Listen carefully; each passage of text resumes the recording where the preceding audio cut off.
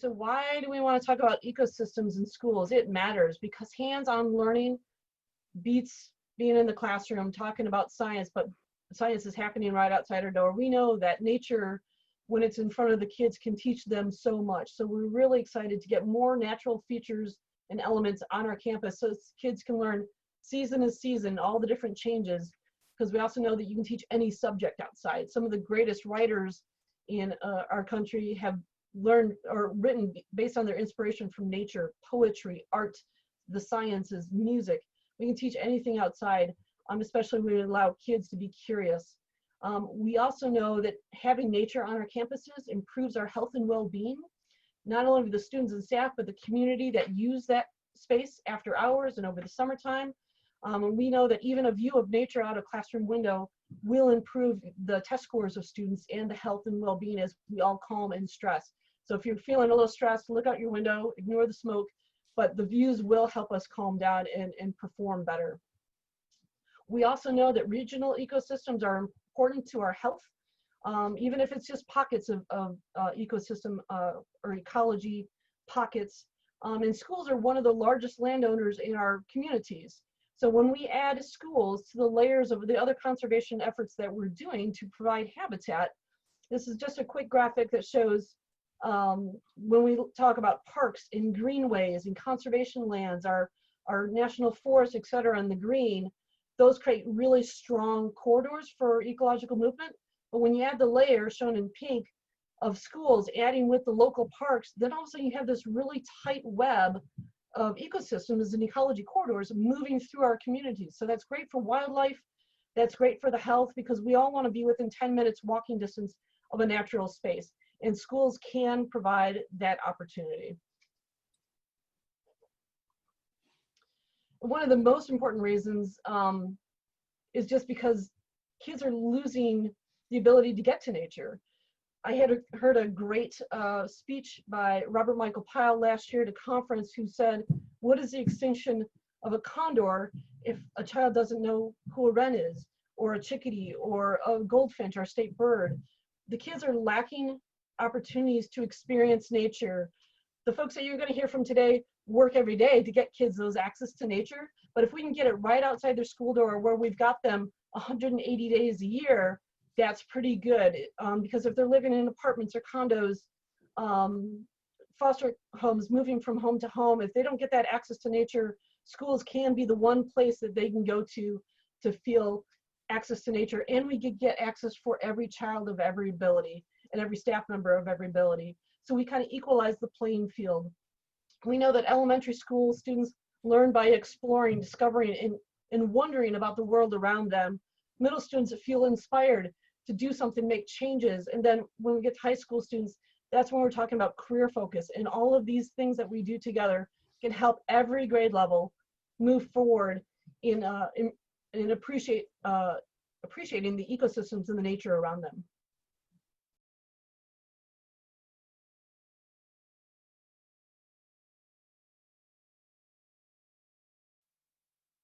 Super cool to be here representing the Estuary Partnership. I'm not going to talk about us organizationally. Hopefully folks have a sense for who we are as a 25-year-old bi-state nonprofit. I'm going to focus in on the schoolyard stormwater projects that we do and talk a little bit about why we do them and where we've done them, and show some pictures of them to kind of inspire folks over there in Clark County. So Jane, if you go to the next slide, and thank you, Jane, for being my slide puncher. Just a brief history of why we've done these types of projects. Schools, as everybody knows, generally have lots of impervious surface, and impervious surface obviously generates lots of stormwater runoff. There's a person here at the City of Portland who is often called schools stormwater bombs because of the amount of impervious surface that so many of them have. Stormwater retrofit projects at schools can result in physical, long-lasting improvements to school sites. Projects at schools obviously have a large and enthusiastic learning audience. Next slide, Jane. Teachers and students, obviously. We also do these projects because stormwater runoff is such a huge environmental problem. It's generally the #1 water quality problem in local streams and rivers. These types of projects at schools are pretty feasible, these sort of small retrofit projects that we've been doing. And they last a long time. One great thing about these stormwater facilities is they infiltrate thousands of gallons of stormwater year after year after year after year with little maintenance and little additional work. And we do it because stormwater is obviously a really important part of protecting the lower Columbia River. Next slide. We've been doing this for a really long time. We did a number of them early on, and then we took a little bit of a break as we kind of recalibrated our program. And we've gotten back into doing more of them in the last few years. But we started back in 2006. And along the way, man, we've learned a lot of lessons about the best way to do these types of projects. At first, we were having students do all the work, which was a little bit crazy. We've gotten more professional as we've gone along, engaged more partners, had a lot more durability of materials so that these things would last longer, require less maintenance, and so forth. Next slide, Jane. Unfortunately, at this point, they've all been in the Portland area, and we're looking to change that. Lots of different schools, and then most recently, we actually did a project at Clackamas Drift Boats in Clackamas County, which was a private business that was funded by Clackamas County Water Environment Services. Next slide. So just real quick, some of the quick pictures of some of the projects kind of listed in the same order. Harvey Scott School, this is before on the left and after on the right. This was a neat project. We had EPA Administrator Lisa Jackson at this site once for a press event. Next slide. Alisot Middle School. This is an interior courtyard of a school. You had to go down steps and up steps to access it. We had students carrying rocks out of this courtyard for weeks, mostly. There was asphalt under the bark dust that you see in the top right photo. Next slide. Humboldt School. This was a really complicated project that we only halfway implemented. We were able to redesign this courtyard area on the right, was just a giant weed field. We were unfortunately unable to do any stormwater work. We had plans for a couple of giant cisterns, but it all fell apart as Humboldt School actually closed for a while. Next slide.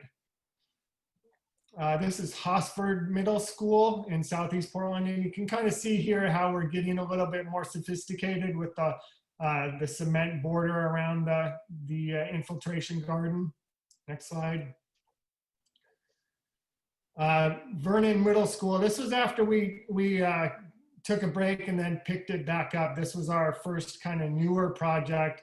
A great partnership with DPAVE, who we've worked with a lot on a lot of recent projects, and they're really interested in working in Clark County. Basically just a series of small depaved areas with trees to provide some seating and some greenery on a schoolyard. But a really great project nevertheless. Next slide. This was at Boise Elliott Humboldt School. This is another depave project. We took out, I think, 7,000 square feet of asphalt. Most of that was just replanted with grass because that is what the school wanted. They needed more green space for kids to play soccer and get off the asphalt with more kind of rougher sports, if you will, but also a small kind of stormwater infiltration area that students helped plant. Next slide. This is Vernon School Phase 2. So we built off the initial project at Vernon and created two really nice stormwater features inside this courtyard that will basically begin to function as an outdoor learning space once students return. It will have sail shades, twinkly lights, and things like that that really enable the school to use it as a really cool space. Next slide. This is our latest project at Sinton School. The photo on the left side shows kind of what the site looked like before. You can see the depaved area below that. And then on the upper right slide, the area along the right side where there's a path and a lot of different recent plantings that we've done, partnering again with DPAVE, Portland Public Schools, and others. Next slide. And then Clackercraft drift boats. Again, you can see kind of what it looked like by the mini storage sign. Took out all that asphalt, working with Verde Builds, another nonprofit here in the Portland area, and created a really nice stormwater swale. Next slide. Like I said, tons of different partners on all these projects. DPAVE has been a great one recently, but we've gotten funding from 5 or 6 or 7 different sources to do these types of projects. Worked with a variety of different school districts, lots of different principals. Having either a principal really engaged or a key teacher really engaged has definitely been super important. And as we've gotten more sophisticated, we've engaged landscape architects as we can to do the kind of great stuff that Jane and others do in terms of bringing real design to some of these projects. Next slide. What's next? We have funding to do some site design work in Clackamas and Washington County at schools, community, and business sites. So what we started to do is create kind of concept designs that we can then use to generate funding. Projects generally 15,000 to 30,000 is kind of the range that these projects have cost. You can do it for less with really great community support and buy-in. You can do it for more, obviously, if you want something fancy, but that's a pretty reasonable range, and a range that's we've found to be pretty fundable over here in the Portland area. How we engage students has varied a lot by project, from very engaged to not as much engaged, especially, unfortunately, with our recent projects, just because school's obviously not in session. We're really excited and would love to pursue some Clark County projects. I'm toying with the idea of maybe an Ecology 319 funding grant that would try to do this at a number of different school sites. Potentially the Clark County Clean Water Restoration Fund, which has 1 year left, could be a funding source for packaging multiple schools into one big grant. And we're always looking for other ideas. Obviously, there's a lot of opportunity in Clark County, and we and DPAVE and I think other partners are super excited to try to bring some of these small schoolyard stormwater retrofit projects to Clark County schools for all the reasons that Jane kind of so articulately outlined at the start of this seminar, or whatever it is, webinar, I guess. So that's my presentation. Hopefully that wasn't too long or too short. No, that's great. Happy to answer any questions or to talk to anybody individually outside of the webinar, to go visit sites or look at sites or talk about project ideas.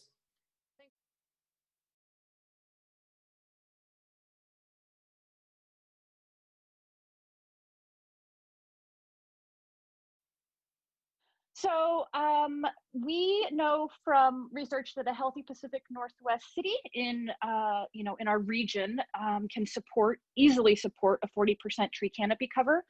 And so that's trees, throughout our community, throughout our city, ideally equitably distributed throughout our community as well. And then we know that Vancouver currently has an 18.6% tree canopy cover.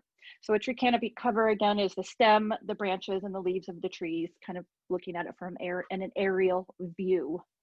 Okay, advance, please. Some of the couple brief graphs, information that we got from our tree canopy study, and this was a 2011 tree canopy study, was we were able to look at what tax lots or what land use has what percentage of tree canopy cover. And it was no surprise that the majority of potential or the majority of existing tree canopy is on private land, and most of that is residential. Private homes is where the majority of our trees are. We have a good amount on public lands, 22.5%. So that's kind of under the city's jurisdiction, as well as schools as well. And then that right of way has a bit of tree canopy on it as well. So if you look to the right of your screen, you'll notice the potential for tree canopy. So like I said, we currently have 18.6%. We have an opportunity to get nearly 50% tree canopy cover in Vancouver. And that is not covering all those sports fields. That's not, that's allowing access for various types of engagement. So we have a lot of opportunity on private land, and we have partnerships to address getting trees on those residential properties. We have a lot of opportunity on public land. That's what we do. And then that right of way as well. We have partnerships as well as push for getting more trees in the right of way area. Next slide, thanks. So we know we have 18.6% tree canopy cover. What the heck, why? We know it's primarily from development. I mean, that's a no-brainer. We live in an urban area. Urban areas have lots of pressure from development, right? We need roads, we need schools, we need grocery stores, we need access for power lines, sewer, water, like we need all that. We live in an urban area, we choose to. Also, we need our trees. But again, the primary reason for removal is due to development, as you can see on this graph as well. Next slide. Yep. Oh, there we go. Perfect. So this is just a brief kind of slide looking at all of the ecosystem benefits that our urban trees provide. Obviously, we all know they're cleaning our air, cleaning our water, providing habitat, providing shade, which is much needed during our hot summer months, maintaining soil health, reducing erosion into our watersheds.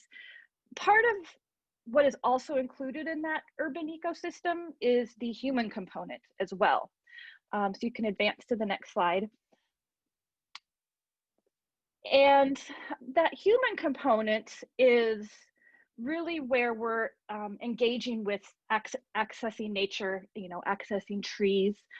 We have over 40 years of research, social and research looking at the health benefits and the human benefits, the mental and physical well-being that trees and access to nature provide us.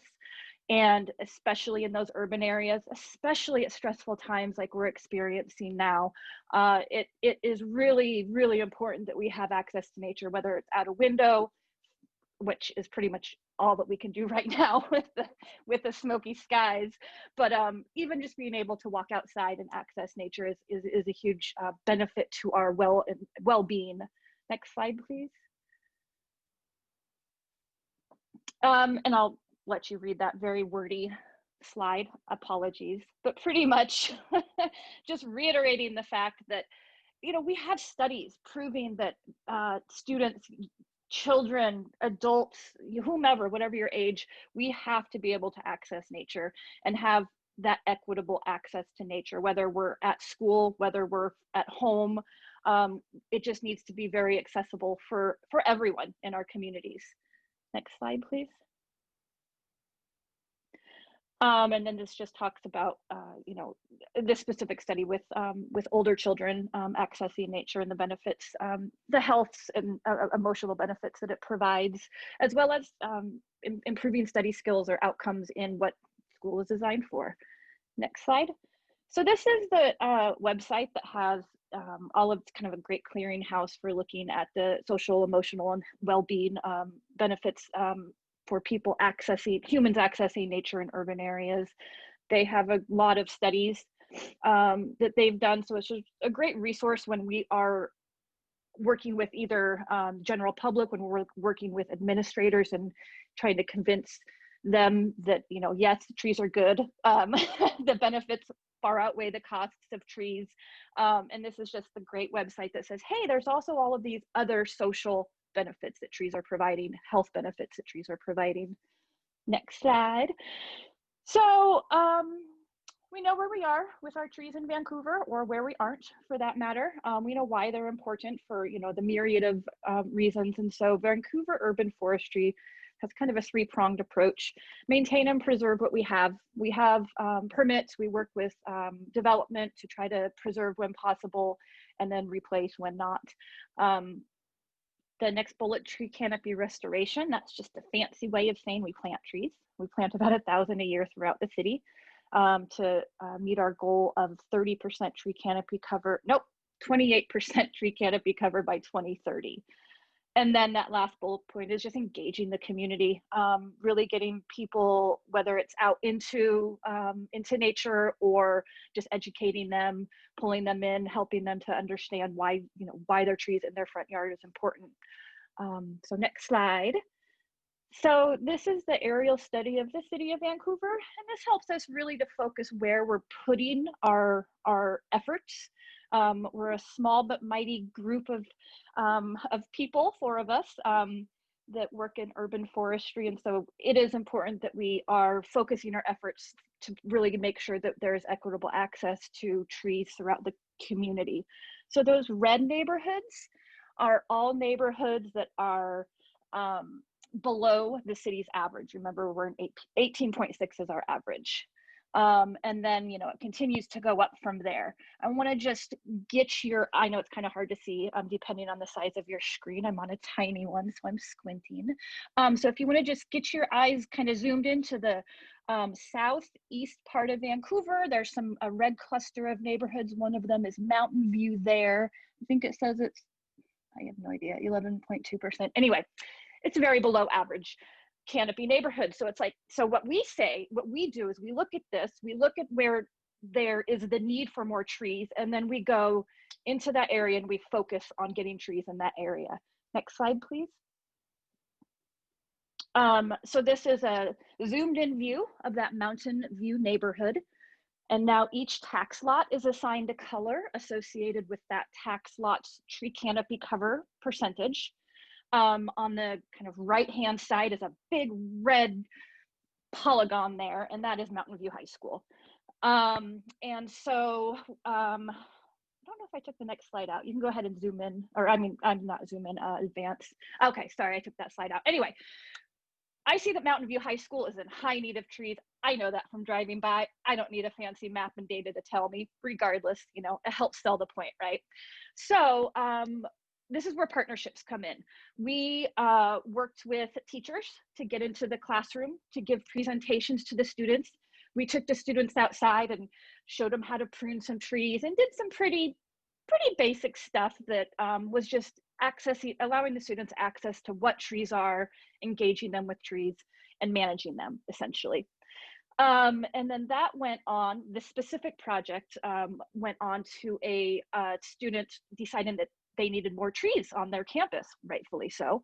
So he led the charge to work with not only his teacher, but the principal as well as school administration to approve this planting plan, essentially. So we planted 21 new trees. That was in 2016. It took him pretty much all year to get through all the red tape, as you can imagine, but it was a pretty cool project for him, and really this is a legacy.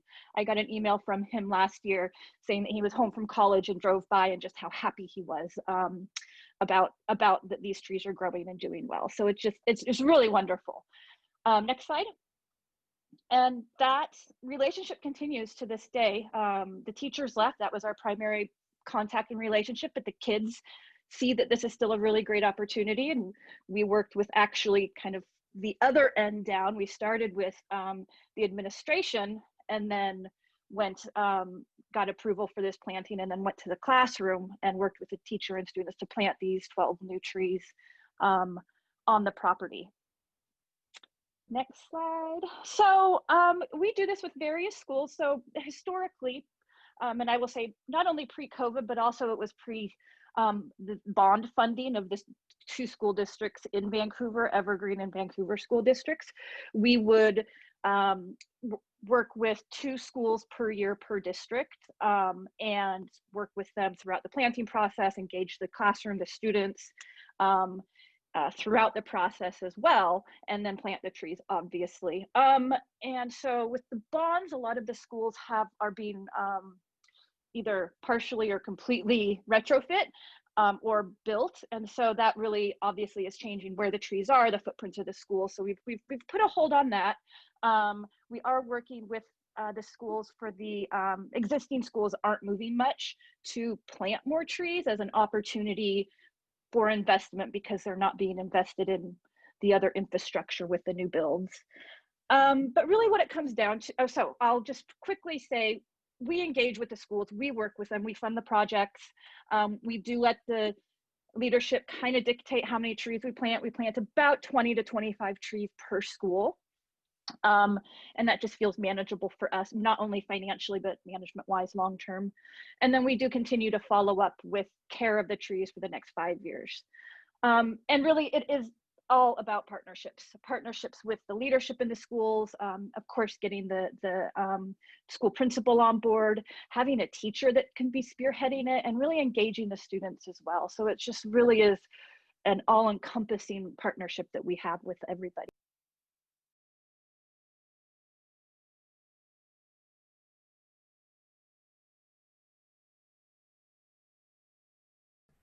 Yeah, thank you. Well, I'm glad the other two went first because there's built into what I'm doing. So if you were able to take on stormwater projects with Chris and plant some trees with Jessica, then you would be well on your way to getting backyard habitat certification for your school. So I'm here to talk a little bit about that and what that means. And basically the backyard habitat certification program is designed to encourage folks to create more wildlife habitat in their backyards and schoolyards. And by doing so, we're increasing the wildlife habitat and educational opportunities as well. And so the program exists in the Portland area for about 11 years now, and there's over 6,000 participants in the program. And about a year and a half ago, we came to Clark County and have been doing projects in people's backyards and also on schools, and recognizing people's hard work by certifying those backyards and schoolyards. And so the program is co-managed by Columbia Land Trust and the Portland Audubon. So together they manage the program region-wide. And when they came to Southwest Washington, they partnered with the Watershed Alliance, and that's who I work for. And we do a lot of volunteer events with tree plantings, educational outreach like storm drain murals, and volunteer events like checking cars for leaks for our Don't Drip and Drive program. So all these programs together are all about helping have cleaner rivers and streams here in Clark County. And so we partnered together with Portland Audubon and Columbia Land Trust to bring you Backyard Habitat program. And we've talked about it a little bit from a human health side of things, but from the ecology side of things, there's a lot of causes to habitat decline in our yards, and there's things we can't control like habitat loss and climate change, but there are things we can control, like the man-made hazards, like what do we do with our cats, and how do our windows impact birds? Are we managing our invasive species? And what kind of chemicals are we using? And on a small scale in our yards and a larger scale in our schoolyards, we can have an impact on the habitat by what we do with these behaviors. And so Backyard Habitat program is all about that. And you might think, why does my schoolyard or backyard matter? From a zoomed in perspective, you know, we've got, on this map, we've got Vancouver Lake, Clark County, Portland metro area. A bird flying overhead sees things at a closer in scale. And if you zoom in on a particular neighborhood at the tree canopy, and Jessica's maps and Jane's maps spoke to this too, you can see that there's patches of green, and then so many impervious areas, rooftops, schoolyards that are not planted so far. And so what we like to do is encourage backyards to do more planting with native plants so that there's more connectivity in that habitat. Schools make great community demonstration sites for us because so many people come to schoolyards, and they're also great educational opportunities for students. So the program works by enrolling on our wait list, and you pay $35 which with that, you get a 1-hour site assessment with the staff technician, which is me. And then you get a variety of resources and coupons and a report that all support your efforts towards certification and tell you the steps you need to take to get certified. Then you do the work, you call us out and we come certify it, and then you get a sign, some recognition. With schools, there's a lot of hype around it because it's very exciting, and then you can upgrade your certification. So the way that works is there's 5 categories that we're looking for certification, and that's removing invasive weeds. And so we would look through your whole schoolyard, and if you've got a patch of blackberry or ivy somewhere or one of our other weeds, we'd want to see you remove that. Planting native plants, so that's things like the plants that would go in that stormwater swale that Chris mentioned, or the trees that Jessica had. We're focusing on native plants that are from a list called the Portland Plant List, and we get those planted. Then there's pesticide reduction, and that will be a conversation with the maintenance team at your school about what chemicals are they using and choosing the least toxic methods. And then wildlife stewardship and stormwater management are 2 other categories, and we have a list of options on what that looks like. So there's different benchmarks, and with each within those categories, and so there's silver, gold, and platinum certification levels with different benchmarks in each of those. And so we love it when a school can get certified and be an example for people in the community of what a certified yard might look like. So again, I mentioned the weeds, invasive weeds have a great educational opportunity because a lot of students have them in their yards. So if they are learning to identify them and remove them at school, then they can go remove them at home too, which is great. I'm going to skip through why invasive weeds are bad. I have a feeling you guys might know a little bit about that. So I'm going to skip those ones. Maybe. Then naturescaping with native plants. So again, we use a list called the Portland Plant List, and we encourage folks to use as many locally native plants as they can, because those are the plants that our birds and animals and insects here need to thrive.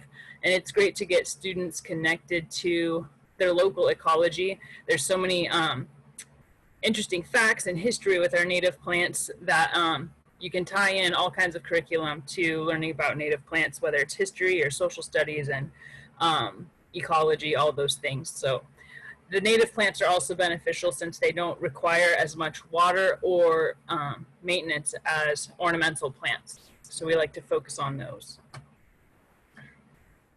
In addition to which plants we plant, we also like to look at the canopy layers. And depending on the age of your students, this is a great ecological topic as well, because you can talk about overstory, understory, and ground cover, and how different birds live in different levels, and the importance of succession, and all those different topics meld into this. But we like to see at least 3 canopy layers represented in a naturescape to make sure that as many birds as possible are being benefited from what you've planted.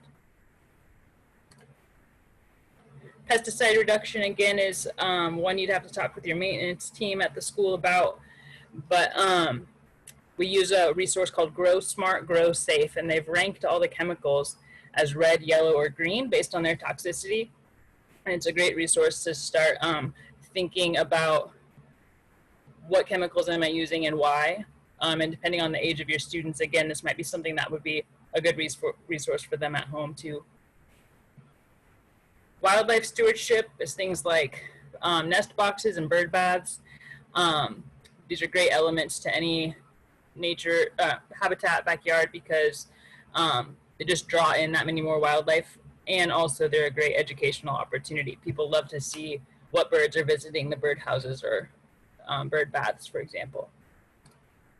Stormwater management is where does the rain go when it hits your property? And so for schools, oftentimes removing impervious surfaces and planting more plants, just like Chris was talking about with the stormwater planters that they were doing.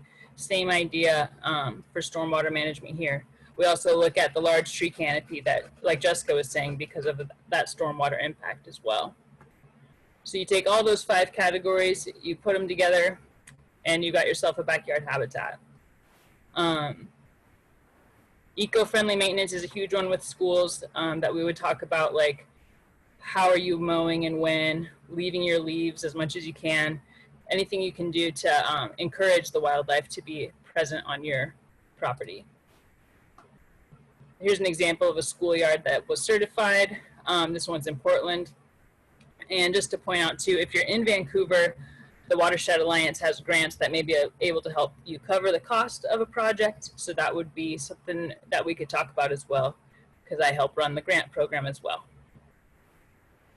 Other ways that schools can participate and have been is if they have native plant sales. So some of the schools are growing plants in their horticulture program, and if they have native plants, we would love to connect our backyard habitat participants with your sales to get the word out and get more native plants into the community. I think that's our biggest hang up with this program in Clark County, is there's not enough resources for native plants to meet the demand of the participants in the program. So if you're growing native plants or you're growing plants at all, consider growing more natives so we can send our participants your way.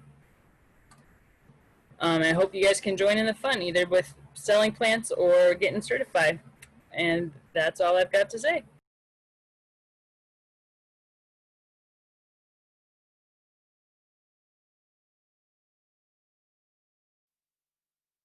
Well, Bethany, I'm triply blessed to go after all three of you, because I found things within what you're doing that I hope fits with mine. I'm going to just relate a very straightforward project that we kind of stumbled into. We were looking at adding a trees and weather science kit to kindergarten, which basically has kids go out in their schoolyard and adopt a tree or multiple trees and follow them through the seasons and study and see the changes and record that. And that seemed so simple to me, but teachers came back to us and said, well, like, which tree should we use and which ones are going to be interesting, and, you know, kind of questions that I just took for granted. And so we decided to start a project of mapping what is the tree biodiversity on our school campuses. And it actually started up at Yakult. I see we have a Yakult participant on the list there. And I think hopefully they still have ownership of that. If not, we could put it back together. I've done most of my work at Glenwood and Lauren because they're close to my house, but we've also started on Pleasant Valley and looked at some of the other schoolyards as well. So this one happens to be just a simple diagram. Students got help and involved. We went to Google Maps and took a screenshot of what it looks like from the aerial views, just like you saw from the urban forestry group and all that. Not quite as sophisticated, but very close to home. You know, it's their schoolyard. And then we started looking around and seeing, well, what is it that we have in our schoolyards? Which trees are there? Which ones would be interesting to adopt, or things like that? And this comes back to both Bethany's and Jessica's emphasis on native plants. One of the things that we learned is, depending on the school, a lot of the landscape plants are not natives. They're nursery stock from maybe back east or the Midwest, or things like that. It was actually kind of interesting that the older the school, the fewer natives that you found on campus. Glenwood, Lauren being the oldest campuses fit that category.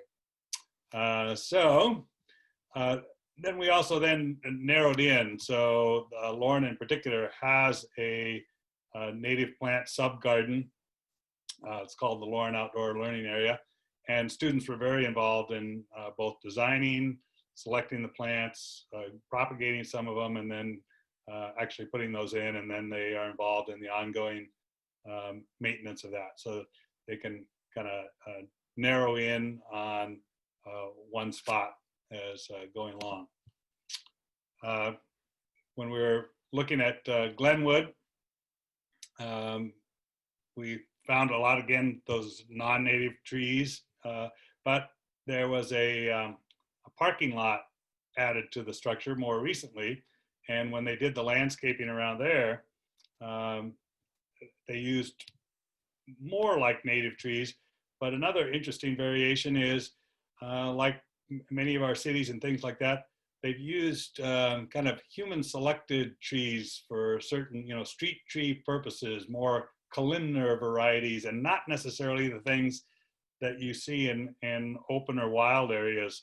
And so that was kind of an interesting revelation on that, but something we can work with. So they had both kind of a mixture of these older and newer trees, that we had to kind of come up with an explanation for, well, why isn't this in any tree identification book kind of thing. And likewise for Glenwood, we wanted to find a place back to our original goal of how do we help kindergarten teachers pick a spot that would be interesting. So we narrowed in on one part of the schoolyard. So you can see, hopefully on my slide, it's possibly readable. There's a red oak in there. There's several maples, number of evergreens, which is actually one of the investigations. On the left-hand side of my screen, the typed lessons there are actual lessons that kindergartners would go through, observing their schoolyard trees, adopting their schoolyard trees, following them through the seasons, making a leaf book, looking at those winter evergreens, looking at the bark in the spring before the buds really come out. So it's really quite robust how well they can use that schoolyard, and teachers can start thinking of their classroom as not just the 30 by 30 or 40 by 40 classroom walls, but their entire schoolyard. Our outdoor learning space is half nature area and half vegetable garden. So we got a grant to install the nature area, and it was funny because they would not include any funding for the raised beds for the vegetable garden. But we had a parent who designed a plan for us. And so we totally converted a large grassy area into this more natural and wild area. We've got wood chip path going through kind of in a circle and kind of weaving in. We've had the native plants on site. I think this is our 5th year or so, and it has been amazing to see the amount of wildlife that has moved in. We've seen the dark-eyed juncos with their babies in some of the real shrubby areas, and the babies are learning how to fly. And we've seen cedar waxwings coming in and eating the twin berries. And it's really fun to look back on planting day and see how tiny all of our plants were when we put them in, and how, as Jane said, lush and full the whole area is now. And I know that, I help teach 2 vegetable gardening classes and a nature studies class, but more and more of our regular classroom teachers are coming out into the outdoor learning space for all different kinds of observations. As some of the speakers have already mentioned, that there are lessons that can be taught in every subject. Also, the staff comes out on their breaks or on their lunch hours, their lunchtime, to just relax and to soak in some of those emotional and mental benefits of being in nature. That's great. Thank you, Chris, so much. Hey, Jane, can I add one thing? Yes, please. Oh, great. So I just wanted to give a shout out to Chris and his stormwater program. As part of doing that Lauren map, one of the things that we discovered is we could go to the Clark County maps and use the layers and show where all the storm drains run underneath a schoolyard. I think this was featured at Green Schools convention one time too. And when we added that to the map, people really found it a lot more interesting, not just what was above the ground, but what was below the ground as well. That's great. Thank you so much, Chris and Mark. I'm gonna just run through a few more slides myself because I'm one of your panelists today. Once again, I'm Jane Tesner Kleiner. I have my own business, Nature Play Designs. I'm a landscape architect, ecologist, environmental educator. I've been doing this kind of work for 25 years in Southeast Michigan, the Detroit area, as well as Southwest Washington. So it is an honor to be presenting with our panelists today. And just so you know, in Vancouver Public Schools and Evergreen Schools and Camas Schools are the 3 districts that I'm working with the most. There are lots of these projects going on, and they are definitely possible. There's definitely ways to think about funding them, and there's definitely ways to think about maintaining them. We'll talk about maintenance in our next webinar next week, but just so you know, when Vancouver Public Schools passed their bond project to build new schools, they had already heard of the concept of adding more habitat to their campuses. They worked with me at Houck Elementary, where my kids go to school or have gone to school, and said, well, we want a master plan. We want to know where you want to put things. So we did. And so that concept has moved forward with the new schools that are happening in Vancouver. So this is just an example at the new Ogden Elementary, which is now kind of a gold standard in Vancouver because they have all sorts of habitat, and you can teach almost anything here because they have such diversity. They have stormwater features which are required by the city. There was an existing fir forest that they were able to preserve, and it has nesting sharp-shinned hogs in it. And so all the babies hopping around this past spring. It was really cool. They have existing oak habitat, which is rare in the city. So that's preserved and enhanced. They have a learning courtyard, kind of what we heard from some of the other speakers, that has been planted with butterfly gardens and sensory gardens, the rock cycle, so your igneous metamorphic sedimentary rocks in big rocks, not just the little pebbles that you might have in a science kit, but the kids can see really big rock size, as well as raised garden boxes. And then Vancouver Schools was willing to trust me that this could work to build a 1-acre meadow. So it's the first meadow of this size, I think, in our school district or Clark County to have a meadow this size, and it was seeded. And just in the first year, it was literally buzzing. You could walk out there and just hear this beautiful buzz amongst all the lupin and yarrow and all the other plants that took off from a seed mix. And it's a test pilot to see if it really works. And now we have to get our partners together and volunteers to build a trail and an outdoor classroom there. But they have several outdoor classrooms. One of the cool things about adding these features is making sure you go out and use them. So teachers are like, well, it's okay to plant these things, but there's no place to sit, there's no shade cover, there's no paths. So when we talk about these projects, we also talk about including those things to make sure you can get out there. Students and staff have every ability, even if you're in a wheelchair or a walker. So we want to talk about paths, having logs that are laying down on the ground as habitat as well, nurse logs, things like that. So. The Evergreen Public Schools also, with their bond project, have implemented a series of habitat and ecosystem improvements.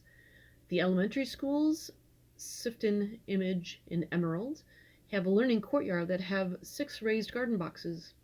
A couple of the schools have butterfly gardens, and as you see here, Image Elementary has Burnt Bridge Creek right next to it, the associated wetlands and floodplain buffers, existing mature trees, and several other features. These schools will also have signs added to the campus for self-discovery and self-learning of the different curriculum goals. All the schools have stormwater features that are required by code, and a number of them have outdoor classrooms and natural play areas that include logs, so they can talk about habitat as well. Now, one other feature I want to add is regarding the existing schools in Vancouver, Evergreen, and Camas. We've done this kind of work, is to create master plans for the existing schools to add improvements throughout their campus. And I've worked with the schools in their principals, their parent organizations, the community partnerships such as Scouts, to look around their campus and see what existing features they have and what appropriate enhancements can be added to the campus. Things like butterfly gardens, adding more trees, sensory gardens that have different feel and textures and smells that the kids can explore, additional stormwater features such as rain gardens, lots of raised garden beds so people can access different things that they want to plant, and of course outdoor classrooms, paths to get to the different features, and nature play logs which can double as outdoor classrooms or be used for exploring. we work with those schools to talk about the ways that they can phase those projects and also fundraise and get those projects in the ground, either with some funding, donations, volunteer labor, and things like that. Thank you once again for joining us. This is Jane Tesner-Kleiner, Clark County Nature Network, Greening of Schoolyards webinar series. This session, the ecosystem on campus. We hope you found it helpful.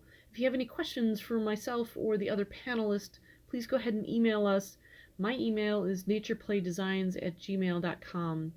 Don't forget to join us next week for Maintaining Gardens. It's a roundtable discussion, so if you're new to gardens or you're thinking of starting a garden or you want to hear from others who have been doing it for a while, please go ahead and join us. All of these webinars will be posted on the Clark County greenschools.org website, so look for us there, and we hope to see you at a future session. Thank you.